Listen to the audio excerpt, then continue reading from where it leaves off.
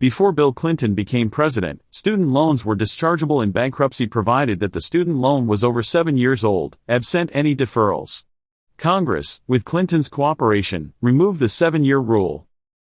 In 2005, Congress and George W. Bush enacted new bankruptcy legislation that provided that almost no student loans can be discharged in bankruptcy. One of the few ways that a bankruptcy attorney can provide for a student loan to be discharged in bankruptcy is if he or she can successfully convince a bankruptcy judge that the student loan creates an undue hardship for the debtor.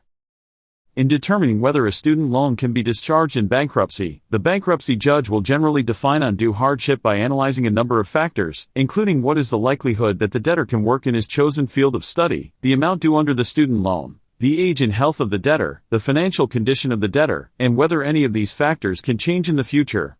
Congress in its legislation never defined what constitutes undue hardship.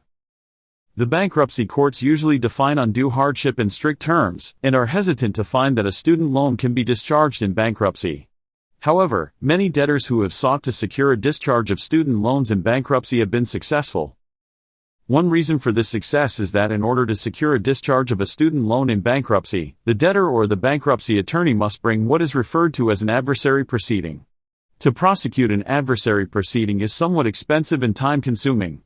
Adversary proceedings involve additional bankruptcy court fees, costs of service of process, and if you hire a bankruptcy attorney to bring the adversary proceeding, you must pay additional attorney fees and costs related to his employment. I surmise that most adversary proceedings related to student loans are not brought in the bankruptcy courts without the debtor or bankruptcy attorney feeling that there is a good basis for the argument of undue hardship. Student loans can be discharged in bankruptcy, sometimes, for reasons other than proving undue hardship. For example, if the bankruptcy attorney can prove that the institution attended by the debtor was not accredited, or lost its accreditation, or no longer exists, the debtor might receive a discharge of the student loan. Also, the bankruptcy attorney can argue in some cases that the debtor did not receive an educational benefit from the student loan. I have been practicing bankruptcy law in the Clearwater and Tampa Bay areas since 1993, and have represented tens of thousands of my clients in bankruptcy.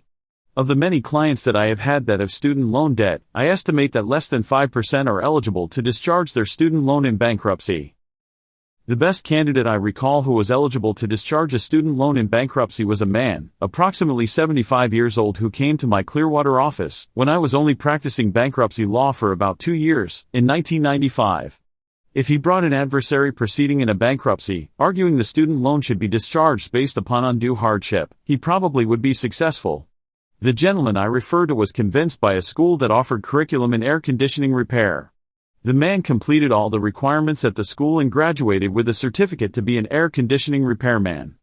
Unfortunately, no air conditioning company would hire the man because such work is relatively difficult physically, requiring climbing into attics in very hot places, and the man, due to his age and deteriorating physical condition, could barely climb a ladder.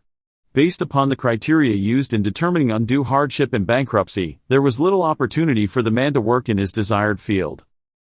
The man decided not to bring an adversary proceeding or file bankruptcy. Another reason a debtor can seek the discharge of a student loan in bankruptcy is if the debtor is disabled. This basis usually requires that a Social Security disability judge determines that the individual is disabled for purposes of obtaining Social Security disability benefits. However, if the debtor does not have any significant debt other than the student loan, such debtor can have the student loan eliminated without filing bankruptcy. Be aware, however, that the federal government recently made it difficult for such student loan debtors to seek forgiveness of student loans because of disability. If you have a student loan and am considering whether to file bankruptcy to seek the discharge of the student loan, please contact my law office at either 1-800-407-3328 or 727-539-7701. I will be able to speak with, or meet with you directly, to discuss whether such student loan can be discharged in bankruptcy. Weller Legal Group has offices located throughout the Tampa Bay area, including Clearwater, Port Richey, and Lakeland.